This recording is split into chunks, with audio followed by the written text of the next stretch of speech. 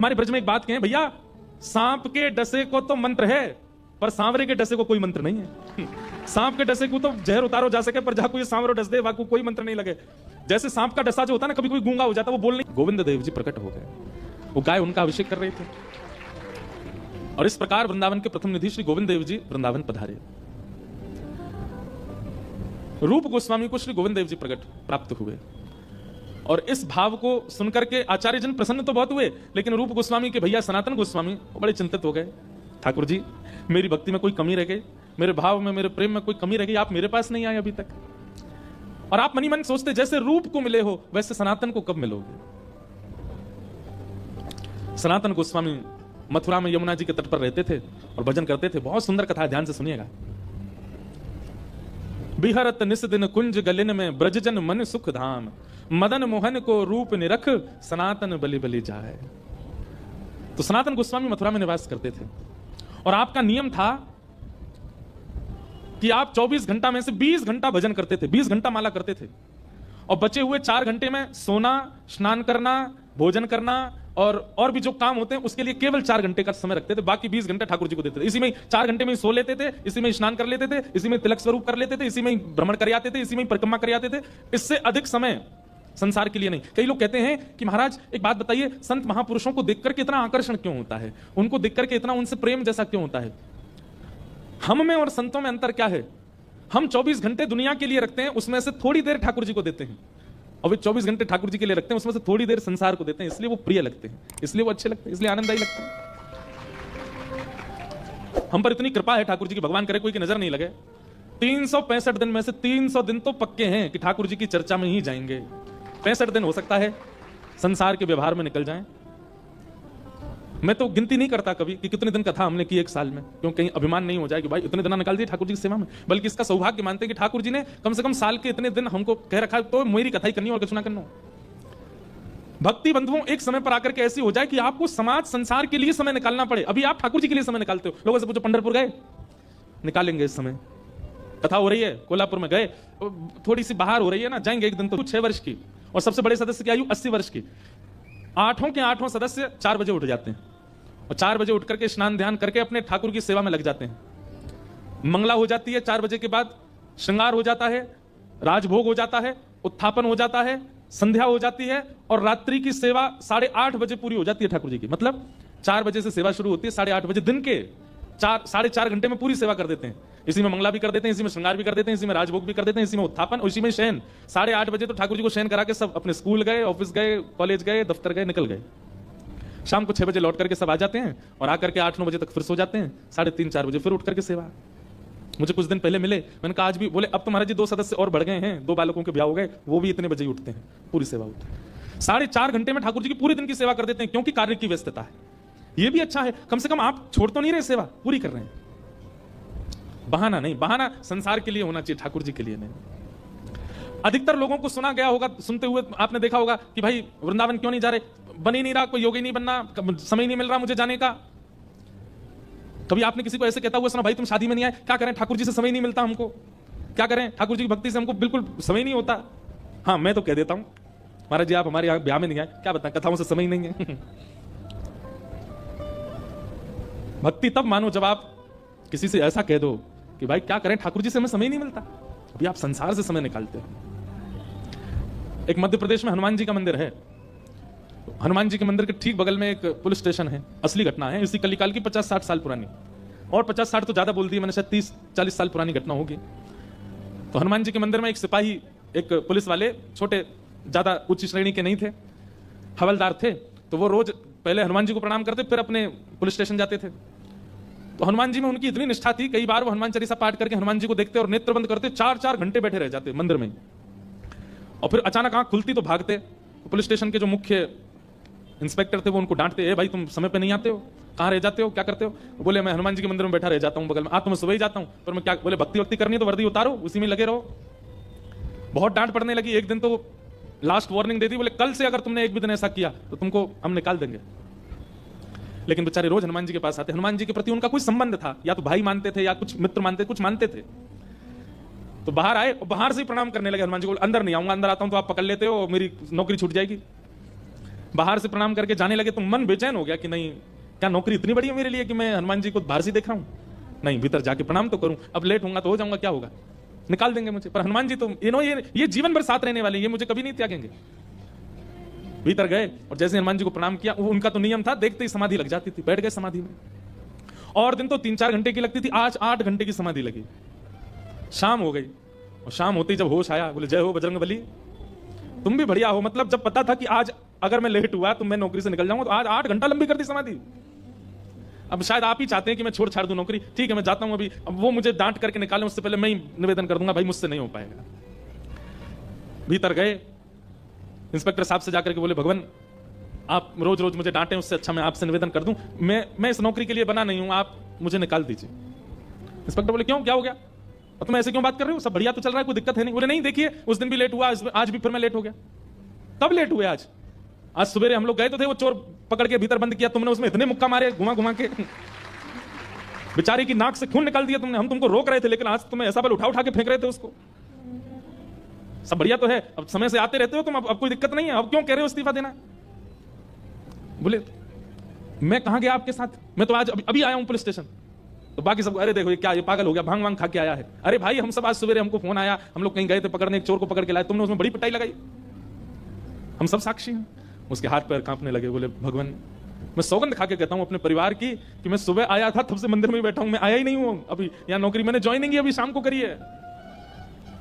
तुरंत दौड़ करके गए, बोले नाथ आज मेरी जगह आप गए थे, तभी इतने मुक्का पड़े हैं चोर में। हनुमान जी महाराज गए उसकी जगह। इसका मतलब ये नहीं है कि कल एग्जाम है और आप कहो हे पंडरीनाथ आप ही मेरा रूप धारण करके चले जाओ, पास करवाया हो मुझे। ये तो भक्ति भाव पर निर्भर करता है, जिसका प्रेम अतीत होता है। और एक बात बिल्कुल शुद्ध तरीके से समझ लीजिए, संसार के लोगों को आकर्षण करने के लिए रूप है, संसार के लोग आकर्षित स्वरूप से होते हैं, संसार के लोग आकर्षित आपके वस्त्रों से होते हैं। ठाकुर जी का आकर्षण का केंद्र मानवों का केवल और केवल सरल स्वभाव। जितना सरल स्वभाव वाला व्यक्ति उतने ज्यादा आकर्षित ठाकुर जी होते हैं उससे। और आज के मानव में सारे गुण हैं सरलता छोड़ करके, वो सरल नहीं है बस, बाकी सब गुण हैं उसमें। तो सनातन गोस्वामी का नियम था कि वे 24 में से 20 घंटा भजन करते थे और 4 घंटे में शयन करना, स्नान करना, भोजन बनाना और भिक्षा लेकर के आना, ये सब 4 घंटे में ही करते थे। अगर कभी कभी 4 घंटे में विलंब होता था और भिक्षा नहीं कर पाते थे तो भूखे ही भजन में चले जाते थे अगले 20 घंटे के लिए। ऐसा कठोर नियम। आप ब्रजवासियों के यहां से भिक्षा लेते थे और आपका नियम था पकी हुई भिक्षा नहीं लेते थे। 2 प्रकार की भिक्षा होती है, एक तो होती है भिक्षा और दूसरी होती है मधुकरी। ध्यान से सुनिएगा, भिक्षा क्या होती है? बोले भिक्षा में आटा दाल चावल सूखा सामान दिया जाता है, ये भिक्षा है। और मधुकरी जो भोजन बना हुआ है, जो सबने पा लिया है, ठाकुर जी को भोग लगा, उसके बाद जो बच गया है वो मधुकरी है। तो हमारे यहाँ दोनों प्रकार के उपासक रहते हैं ब्रज में, मधुकरी पाने वाले भी और भिक्षा लेकर के पाने वाले भी। मधुकरी पाकर के भजन करने वाले तो अनेक संत हैं जो ब्रजवासियों के यहाँ जाते हैं, बाहर खड़े होकर के कीर्तन करते हैं। इतना सुंदर लगता है ब्रज में। अब तो भीड़ बहुत हो गई, हमारे घर तो रोज आते हैं, बाहर खड़े हो जाएंगे और बाहर खड़े होकर के चुपचाप कीर्तन करते रहेंगे, ना बैल बजाएंगे ना खटखटाएंगे ना किसी को बोलेंगे, बस कीर्तन करेंगे बाहर खड़े होके। और समय है, गौ दोहन कितनी देर का होता है? गौ दोहन 5 से 7 मिनट का होता है। गौ दोहन मात्रेण, बस 7 मिनट करेंगे कीर्तन, 7 मिनट। और उनका विचार पता क्या है कि भाई जा ब्रज में स्वयं ठाकुर इन ब्रजवासी के घर में बिन बुलाए घुस घुस के चोरी करके खावे, उन ब्रजवासी हम मांग करके खा लेंगे, हमारा वजन बढ़ेगा। वजन नहीं, भजन बढ़ेगा। बिना बुलाए डोले घर घर। ठाकुर जी तो बिन बुलाए घुस जाते हैं ब्रजवासियों घर में, कहां बनो सब खोल खाल के पाले। तो संतों की ऐसी भावना होती है, भजनानंदियों की ऐसी भावना होती है। हम भैया ठाकुर जी की तरह भीतर तो प्रवेश नहीं कर सकते, पर मांग के तो पा सकते हैं ना। ये 3 भाव इसमें बताए हैं कि ब्रज में कोई जाए तो उसको कैसे रहना चाहिए। सबसे पहला, ब्रज में बाहर से जाने वालों को सूर्य उदय के बाद नहीं उठना है, पहले ही उठ जाओ। मंगला उठ यमुना जी जाओ, और श्री यमुना जी का दर्शन करके फिर सीधे श्री राधा वल्लभ की झांकी पाऊं, प्यारे राधा वल्लभ लाल का मंगला दर्शन करो। फिर उसके बाद मंगला में राधा वल्लभ जी दर्शन हो गए, उसके बाद वृंदावन परिक्रमा वगैरह कर लो। फिर उसके बाद भूख लगेगी तो क्या करें? ब्रजवासिन की मधुकरी पाऊं, ब्रजवासियों की यहाँ की मधुकरी पाओ। और मधुकरी पाके फिर राजभोग दर्शन कहां करो? राधा रमण संग नैन मिला। और फिर दोपहर में सारे मंदिर बंद हो जाते हैं हमारे ब्रज में, फिर क्या करो? तो तीसरी पंक्ति में कहते हैं रसिक जनन की सेवा पाऊं, प्यारे कुंज बिहारी के दर्शन पाऊं। शाम को जब तक मंदिर नहीं खुलते हैं रसिक जनों की, ब्रजवासियों की सेवा करो और सबकी सेवा करके कुंज बिहारी लाल के दर्शन करो, बिहारी जी के दर्शन को आनंद लो। जय हो महाराज जी, पधारो विराजो। हमारे वसन शाह दरबार, वहां के हमारे पूज्य साईं पधारे हैं, आपको बारंबार प्रणाम है, बारंबार वंदन है। श्यामा प्यारा अद्भुत परंपरा हमारे सिंध में सब परंपराओं का निर्वहन होता है। वहीं वसन शाह दरबार के हमारे श्री ओमी साईं जी आए हैं, आपको बारंबार वंदन है, बारंबार स्वागत है। दरबार में जिनके प्रयास से सब हमारे सिंधी भाई लोग अपने गुरु आश्रित हुए, ऐसे श्री गुरुमुख दास जी के आप सुपुत्र हैं, आपको बारंबार वंदन है, आपसे खूब स्नेह भाव बना रहता है। आज आपका यहाँ आगमन बहुत बहुत प्रणाम। अयो लाल सबई चो झूले। वाह, हम तो सिंधियों के बीच में कथा कर करके थोड़ी बहुत तो हमको भी आ गई है। अच्छो अच्छो वयो, बैठने को क्या बोलते हैं, बस हो वयो वयो वयो। तो आप रोज भिक्षा लेने के लिए जाते थे। एक दिन आप भिक्षा लेने के लिए गए तो एक ब्रजवासी मैया थी, उनके घर में श्री मदन मोहन जी की सेवा विराजमान थी। आप रोज मैया के यहां जब भिक्षा लेने जाते तो जब किवाड़ खुलती थी तो आप बाहर से ही दर्शन करते थे, भीतर छोटे से मदन मोहन जी विराज रहे हैं। आप तो देख करके रोज प्रणाम करके चले जाते थे, इससे अतिरिक्त कोई और अवसर आपको मिला नहीं। पर ठाकुर जी को यह बहुत भाग है, जब किवाड़ खुलती और भिक्षा लेने के लिए सनातन गोस्वामी आते, भीतर खड़े ठाकुर जी की अद्भुत सुगंधी से पूरा घर महक उठता। माता जी भिक्षा देके जब घर में आती भीतर, तो मन में सोचती कोई इत्र की शीशी फैल गई है, कोई ने अगरबत्ती जला दी है, इतनी सुगंधी कहां से आवे। वास्तव में ठाकुर जी जब अपनी अत्यंत प्रसन्नता प्रकट करते हैं ना, तो वातावरण जो है वो अत्यंत सुखद हो जाता है। उसका स्पर्श, वातावरण की वायु का स्पर्श भी बहुत सुखद लगने लगता है। वातावरण में एक अद्भुत सी सुगंधी का अनुभव होने लगता है।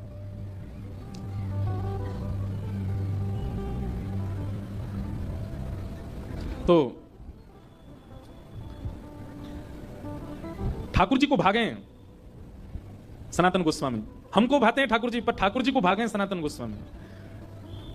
रात्रि में ठाकुर जी मैया की, बूढ़ी मैया जो थी, उनके स्वप्न में गए और स्वप्न जाके बोले, मैया तुमने मेरी बड़ी सेवा करी, मैंने तुम्हारे घर खूब सेवा करी, खूब सेवा करवाई, खूब 56 भोग अरोगे, खूब आनंद से प्रेम पायो, लेकिन अब आपके कछु दिना शेष रह गए। मैया को बता रहे हैं ठाकुर जी, मैया से कह रहे हैं कछु दिना में आप तो चली जाओगी वैकुंठ, और फिर मैं अकेला रह जाऊंगा, फिर आपके दूर दूर के रिश्तेदार सब यहाँ पे आके लड़ेंगे झगड़ेंगे कि हम करेंगे सेवा, हम करेंगे सेवा।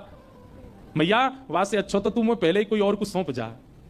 तो मैया ने स्वप्न में ही पूछा, जय जय कौन है, कौन ऐसा सुहागन है जिससे आप अपनी सेवा कराना चाहते हैं। तब ठाकुर जी बोले, मैया एक बाबा तो भिक्षा लेवे आवे, सनातन बाबा, वही को तू मुझे पधरा दे, मैं वही के पास ही अपनी सेवा करवाऊंगा।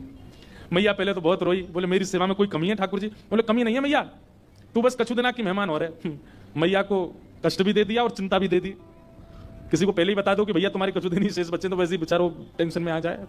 ठाकुर जी केवल इतना ही कह देते कि उसको दे दो, ये क्यों बता दिया कि कछु दिना में जाने वाली है।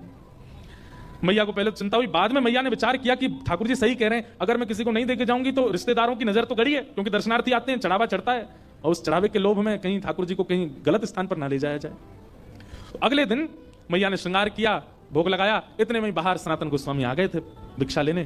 तो मैया गई और रोते रोते बोली, बाबा कल रात में स्वप्न में ठाकुर जी आए और आकर के मुझसे कह गए कि मुझे तो बाबा दे दो, अब तुम यहीं डटे रही हो, मैं ठाकुर जी को ला रही हूं, उनको सब श्रृंगार सामग्री सब आपको दे रही हूं, ठाकुर जी को ले जाओ, आप ही सेवा करो बाबा। सनातन गोस्वामी बोले, मैया मैया रुको रुको रुको, हमको श्रृंगार करना नहीं आता, हम केवल नाम जप करना जानते हैं, राधे कृष्ण कृष्ण कृष्ण राधे राधे, 20 घंटा यही करवाओ हमसे। अब किसी की रुचि नाम जप में होती है, किसी की रुचि सेवा में होती है, किसी की रुचि कथा में होती है, किसी की रुचि परिक्रमा में होती है, किसी की रुचि भोग में ही होती है। सनातन गोस्वामी बोले, दूसरी बात, सेवा तो सौभाग्य मेरे पास ठाकुर जी आएंगे, पर आपका इतना सुंदर भवन, इतनी बढ़िया व्यवस्था, मैं तो छोटी सी कुटिया में रहता हूं, और जमुना जी में बाढ़ आ जाती है तो मेरी कुटिया तो भय जाती है, उसमें ठाकुर जी को कहां विराजमान करूंगा, मेरे यहां कोई महल नहीं है। और तीसरी बात, मैया मैं तो 20 घंटा आंख बंद करके ध्यान में रहता हूं, आपके ठाकुर को तो सवेरे उठाना पड़े, बाल भोग लगाओ, फिर राज भोग लगाओ, फिर ब्यारू भोग लगाओ, फिर श्रम भोग लगाओ, 8 बार तो ये भोजन करते हैं, मैं किस करूंगा इनकी सेवा? अच्छा मुझे करने में दिक्कत नहीं, मैं तो देखो 4 घंटा ही नियम से बाहर रहता हूं, उसमें ही सेवा कर पाऊंगा, इनसे पूछ लो ये राजी है कि नहीं। मतलब जैसे ब्याह पक्का होता है ना, तो लड़का पक्ष का या लड़की पक्ष के पहले ही अपनी डिमांड रख देते, भाई हम तो ऐसे ऐसे हैं, पूछ लो, रह सको निभा सको तो करना ब्याह। ऐसे ही सनातन गोस्वामी ने ठाकुर जी के लिए बोला, बोले ठाकुर जी से एक बार पूछ लो, व्यवस्थाएं ऐसी हैं मेरे यहाँ, रह पाएंगे कि नहीं। मैया बोली आज आज मैं ठाकुर जी से बात करूंगी। रात में जैसे मैया सोई स्वप्न में फिर ठाकुर जी कहा बात है मैया? बोले बाबा के यहाँ ना तो घर अच्छा बनो भयो, ना भोजन की अच्छी व्यवस्था, रसोई घर भी नहीं है, आप तो 8 बार भोग लगाते हो, आपको श्रृंगार करवाना होता है, ये सारी व्यवस्था उनके यहाँ नहीं है, वो तो 4 घंटा ही नियम से बाहर रहते हैं, तभी आपकी सेवा कर सकते हैं। और हो सकता है मैं तो बढ़िया पोशाक पहनाती हूँ, बाबा तो केवल एक कॉपीन पहनाएगा आप, सर्दी पड़ेगी जाड़ो पड़ेगा, मैं तो आपके आगे अंगीठी रखती हूँ कोयला की, बाबा तो आपको कंबल उड़ा के बैठा देगा बस, और बाढ़ आ गई तो ऐसा के पेड़ के नीचे भी रहना पड़े। ठाकुर जी बोले मुझको सब मंजूर है पर रहूंगा वही के यहाँ। यही तो प्रेम होता है। लड़की को पता चल जाए कि जिससे मेरा ब्याह होने वाला है उसने इतनी शर्तें रख दी तो लड़की पहले हाथ नहीं करना ब्याह, ऐसे से क्या ब्याह करना। लेकिन ठाकुर जी का प्रेम सच्चा है। ठाकुर जी कह रहे हैं कि भैया वृक्ष के नीचे भी रखेगा तो रहूंगा वही के संग ही। क्योंकि मैंने कल भी कहा था ठाकुर जी व्यंजन के आदि नहीं रहते, ठाकुर जी तो व्यंजन बनावे बारे के आदि रहते हैं। सत्य बताएं, ठाकुर जी को मंदिर में बैठना, ठाकुर जी को घरों में बैठना, गाड़ियों में घूमना, बहुत विशिष्ट व्यवस्थाएं होना ठाकुर जी को प्रिय नहीं है। जो उनका प्रिय भक्त है बस वो पास रहे उनके, वो ज्यादा प्रिय है ठाकुर जी को। ठाकुर जी प्रेम के आदि।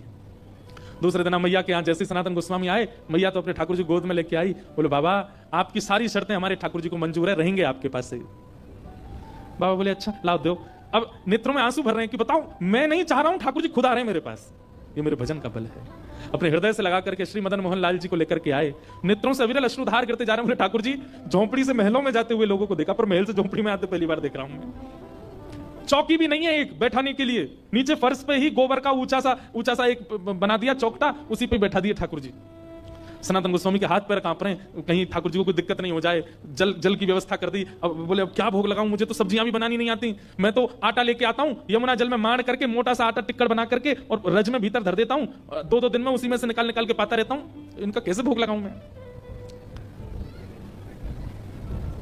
सनातन गोस्वामी जाते और जाकर के आटा लेके आते, आटे में यमुना जल डाल के, ना नमक डालते ना कुछ, उसको मार के खूब मोटा टिक्कर बनाते, उसको बढ़िया कंडों में उपलों में सेक करके टिक्कर बन जाता, वही ठाकुर जी के आगे धर देते। जय जय जय पाऊं मैं तो। कहां 5 प्रकार की सब्जी, 3 प्रकार के मिष्ठान, 2 प्रकार की नमकीन। और 4 दिन बाद ठाकुर जी सनातन गोस्वामी के ध्यान में आए, नेत्र बंद करके जप कर रहे थे। जैसे ही ठाकुर जी आए, सनातन जय जय आपकी सेवा बढ़िया चल रही है, कोई दिक्कत तो नहीं है, आप सुखी हो, आप आनंद में हो। ठाकुर जी बोले हाँ है तो सब बढ़िया, कोई आनंद कोई दुखी नहीं है। जय जय आपकी आवाज ऐसी काई को लग रही है, बहुत दबी दबी सी। बोले वो कहा 4 दिन से रूखे टिक्कर पा रहे हैं ना, गले में इर्ज गए हमारे, इर्ज ना समझते हैं, गले में अटक गए हैं। अरे जय जय, मैं कहा आज्ञा करो। और नेक वाह में जो है नमक डाल दे करो, आटे में नमक डाल के फिर जल से मार दिया करो, थोड़ा तो नेक स्वाद आ जाएगा उसमें। सनातन गोस्वामी बोले पिछले 40 साल से तो मैं केवल आटा ही पा रहा हूं, मैं नमक कभी डाला नहीं, पर आपकी आज्ञा कल से नमक लाऊंगा। भिक्षा लेने गए, आटा लिया तो आटा देकर के बेचारी मैया तो चली गई भीतर। सनातन गोस्वामी सुनो थोड़ा नमक और दे दो। मैया बोली आ गया चटोरा घर पे, अभी तो नमक की क्या चला, अभी देखना क्या क्या आएगा तुम्हारे यहाँ। अब तो महाराज नमक लेकर के गए, जाकर के आटा बोर के ठाकुर जी को पवाए, और 4 दिन 5 दिन तक ठाकुर जी बढ़िया, अब तो टिक्कर में नमक है पाते हैं।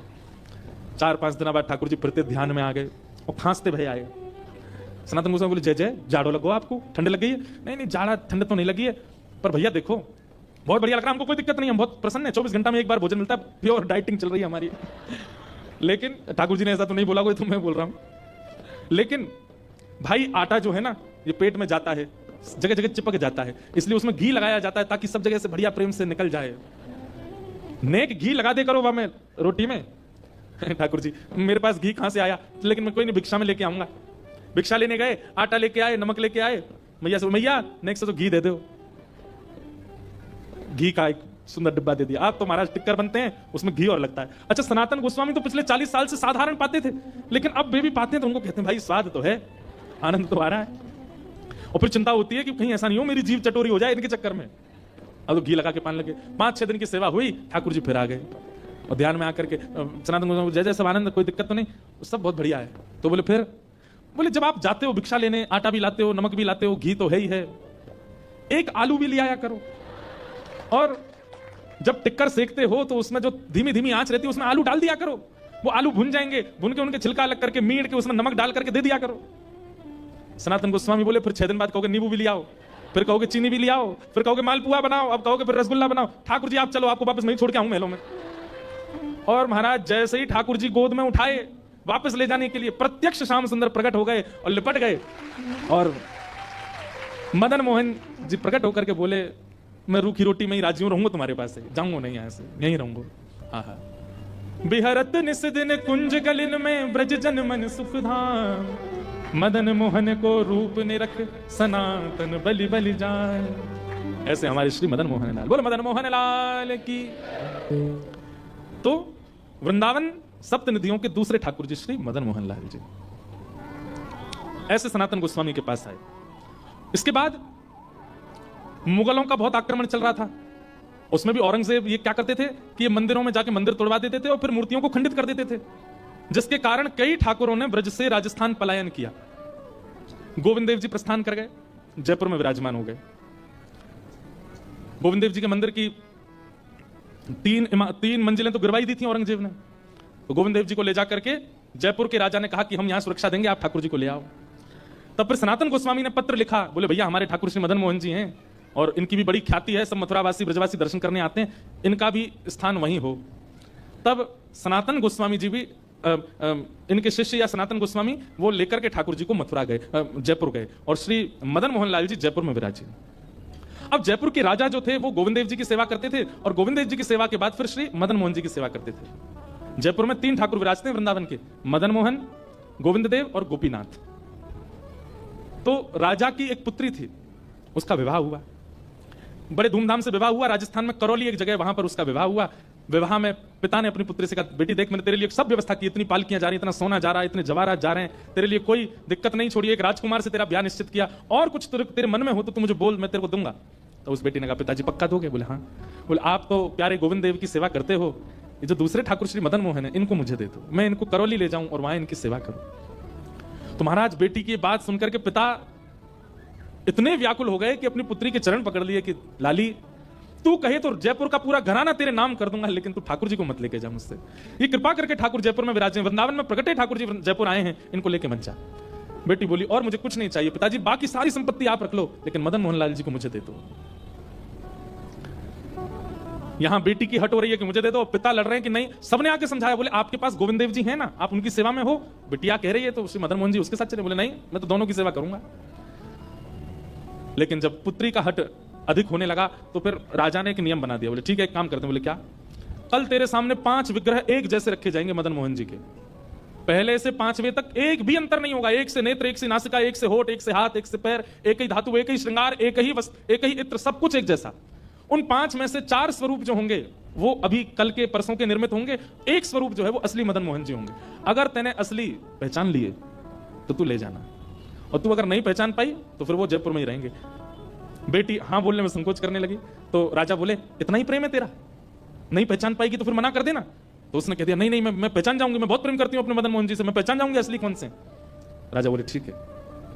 रात भर बेटी चिंता में बैठी रही, रोती रही, क्या करूं क्या करूं। अब तो मदन मोहन जी के किवाड़ बंदे थी, सो रहे थे। बाहर ही जाकर के देली पूजने लगी, हे ठाकुर जी मैं तो अयोग्य हूं, अबोध हूं, पर मेरी इच्छा है कि आप मेरे साथ चलो।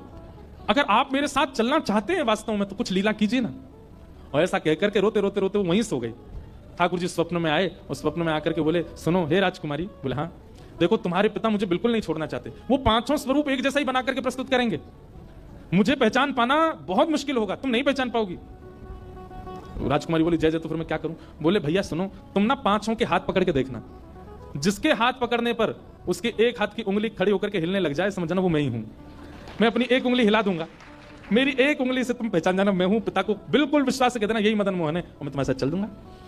वो तो नाचने लगी रात में, जय हो मेरे मदन मोहन लाल, अब तो कल मैं आनंद से, आप बस उंगली हिला देना अपनी। राजा ने कोई कसर नहीं छोड़ी, एक एक अंग बिल्कुल मदन मोहन जी जैसा निर्माण करवाया और 5 ठाकुर विराजमान कर दिए और अपनी पुत्री को सामने खड़ा किया। जयपुर के राजघराने के सब लोग खड़े हैं, बड़े बड़े लोग, देखने के लिए कि आज पता चले मदन मोहन जी जाएंगे कि नहीं।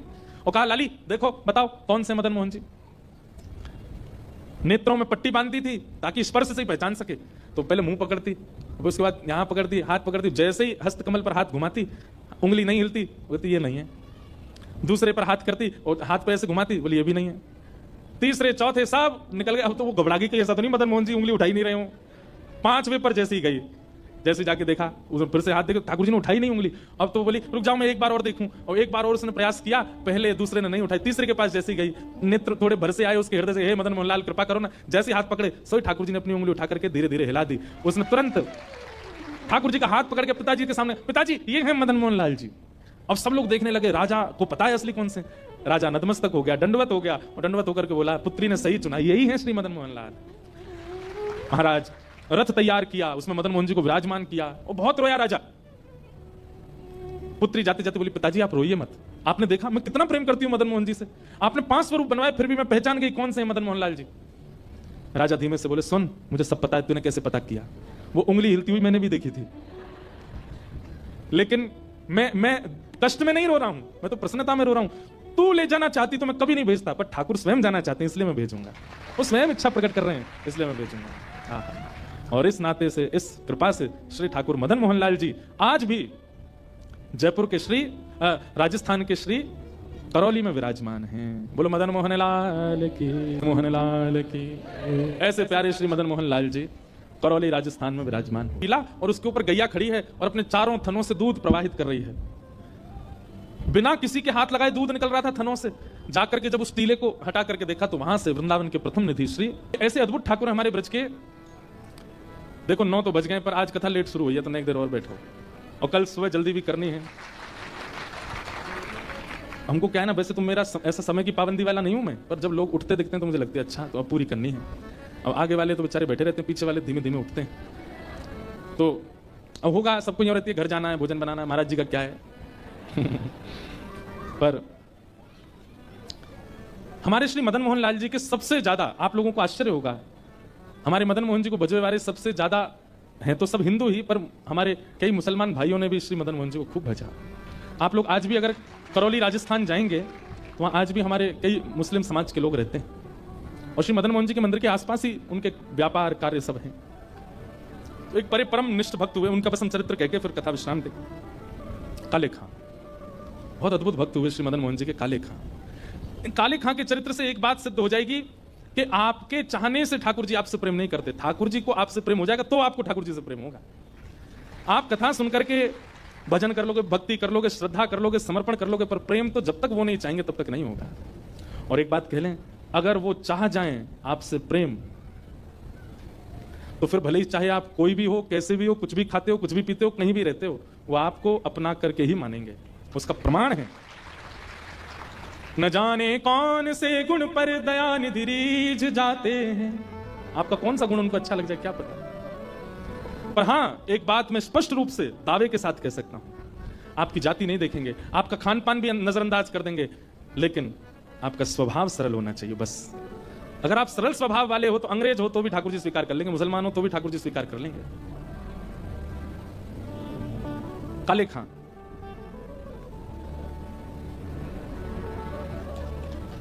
काले खां हमने भी पोज ही दिया, मैंने लोग खींचो तो वो अचानक से आए ना, मैंने कहा तो मैं क्या बता रहा, काले खां। तो काले खां जो थे अपने घर चलाने के लिए काम ढूंढ रहे थे, कहां काम करूं, पढ़े लिखे इतने थे नहीं तो कहीं अच्छी जगह उनको नौकरी मिल नहीं रही थी। तब उनको एक ऑफर आया, बोले क्या, बोले मदन मोहन जी के मंदिर में बाहर जो परिक्रमा मार्ग है वहां झाड़ू लगाने की सेवा, और मदन मोहन जी मंदिर पर चढ़ते हैं, ऊपर सीढ़ियां हैं, उसकी साफ सफाई, मतलब साफ सफाई की सेवा के लिए उनको करना हो तो कर लो। बोले क्या बुराई है, हम अपना नमाज अदा करते हैं, अपने अपने भगवान को हम पूजते ही हैं। बोले घर चलाने के लिए अगर करना पड़े तो कोई दिक्कत नहीं। मतलब नैष्ठिक मुसलमान थे वे, जितने समय पर नमाज करनी चाहिए, जैसे नियम होता वो सब करते थे, टोपी ओपी पहन के, जैसा उनका वेशभूष रूपा सब वैसे ही रहते थे। लेकिन मदन मोहन जी के मंदिर में उनको झाड़ू की सेवा और साफ सफाई की सेवा, रखवाली की सेवा मिल गई। सुबह जाना, मंगलाक से पहले पहुंच करके सब साफ कर देना, और फिर शाम तक वहीं रहना, बीच बीच में भोजन पाने अपने घर जाते थे, फिर दोबारा वहीं आ जाते थे। और उनको प्रतिबंध भी था और उनका मन भी नहीं था, कभी वो मंदिर के भीतर नहीं जाते थे, बाहर ही बाहर सब रखवाली करते थे। अनेक वर्षों तक मदन मोहन जी की सेवा करते रहे, पर आज तक कभी मदन मोहन जी का रूप नहीं देखा उन्होंने। पुजारियों से और भी सब लोग जो मंदिर में थे सबसे उनकी अच्छी बातचीत होती थी, पर ठाकुर जी को बस ऐसे ही अपने ठाकुर के प्रति उनकी श्रद्धा थी। लेकिन ठाकुर जी को वो भा गए, क्योंकि हृदय बहुत सरल है, हृदय निर्मल है, हृदय बहुत पवित्र है, भले ही कैसा भी है पर पवित्र हृदय वाला।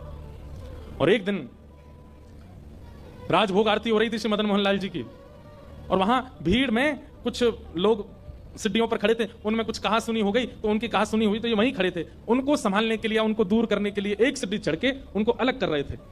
और ये कुछ संभाल रहे थे व्यवस्था, और व्यवस्था, अरे भाई ऐसे नहीं करो, देखो तो आरती हो रही है, ऐसे मत करो, और देखो देखो आरती हो रही है, ऐसे कह के जैसे इन्होंने सामने पहली बार आज श्री मदन मोहन जी को देखा।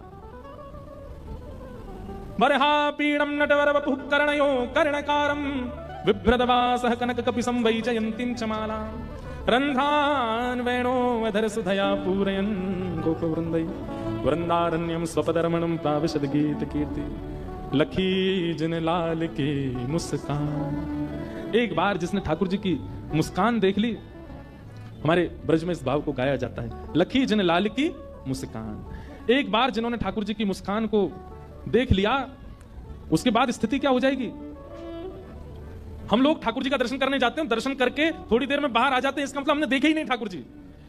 लखी जिन लाल की मुस्कान तिन्हि बिसरी वेद विधि जप जोग संगम ध्यान नैम व्रत आचार पूजा पाठ गीता ज्ञान रसिक भगवत द्रगदई अस एंच के मुख म्यान। लखी जिन लाल की मुस्कान। ठाकुर जी के जो होठ है ना, ऐसे आकृति है ठाकुर जी की, धनुष आकृति के होठ हैं। ये धनुष ही है, ये होठ नहीं है, धनुष है। और जब जब ठाकुर जी मुस्कुराते हैं तब तब समझो ठाकुर जी ने प्रत्यंचा खींचा है, और प्रत्यंचा खींच करके सामने जो दर्शनार्थी खड़ा है उसको अपनी मुस्कान रूपी दंतावली दिखा करके ठाकुर जी मानो जैसे बाण मार देते हैं। और जिस दिन ये मुस्कान रूपी बाण पड़ता है ना, सब भूल जाता है आदमी, फिर किसी स्थिति में रह नहीं पाता। हम में अभी तक वो बाण पड़ो ही नहीं है, हमने ठाकुर जी की मुस्कान का वो बाण अभी तक पाया नहीं है। और ठाकुर जी ने, इतने सारे दर्शनार्थी खड़े थे, लेकिन बहुत दिनों से ठाकुर जी प्रत्यंचा चढ़ाए खड़े, सामने ही नहीं आ रहा था काले खां। और आज जैसे ही वो विवाद अपवाद हुआ नहीं था, ठाकुर जी ने करवाया था। आरती में कौन लड़ता भाई, आरती में सबका ध्यान ठाकुर जी पे होता, वो लड़ने लगे, अरे हटो ऐसे लड़ते, आरती हो रही है देखो। और जैसे ही सामने देखा, आहा एंच के मुख म्यान, ठाकुर जी ने अपने होठ रूपी धनुष बाण से मुस्कान रूपी प्रत्यंचा खींच करके और दंतावली बाण जैसे ही मारा, मुस्कान देख करके काले खां खड़ा रह गया, पलक झपकना भूल गया। नेत्रों से आंसू क्यों गिर रहे हैं उसको नहीं पता है, उसके रोंगटे क्यों खड़े हो रहे हैं उसको नहीं पता है। जैसे जैसे